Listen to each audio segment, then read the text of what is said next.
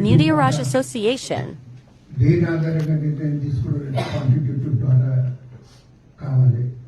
అదేవిధంగా ఆర్థిక సామాజిక పరిస్థితుల గురించి కూడా ఒక అవగాహనతో కలుపుకున్నటువంటి రిపోర్ట్ అనేది ఇవ్వాల్సి ఉంటుంది. కాబట్టి దానికి సంబంధించినటువంటి సమాచారము అంటే మన దగ్గరనే కాదు, ఏ కులం వారిని అడిగినా కానీ క్వాంటిటేటివ్ అనేది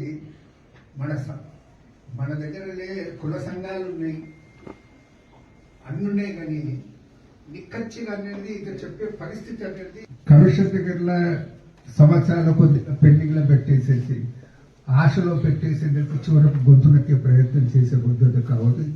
ఏదైనా చెప్పినా వాళ్ళు కూడా మెంటల్లీ ప్రిపేర్డ్ ఉంటారు అనే మాట ఆ నిర్ణయానికి అనేది రావటం జరిగింది. మేము ఆ దిశలో తప్పకుండా తొందరగానే ఆ నిర్ణయం తీసుకునేసి మీ ముందుకు వస్తాం. మేము కులాల వారు కూడా వాళ్ళు కూడా చేతి చొద్దు అది ఇది అవన్నీ జరుగుతున్న విషయం ఆ విషయం మీకు కూడా తెలుసు.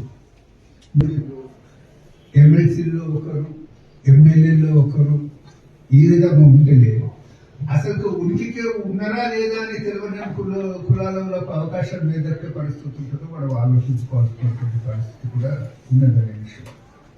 సో ఆ దృష్ట్యా కూడా తర్వాత మా ఆలోచనలో ఇప్పుడు ఏబిసిడి వర్గాలు ఉన్నాయి. మొన్ననే మా సతీష్ గారు అనేది ఇది బిఎన్టీ సర్టిఫికేట్స్ గురించి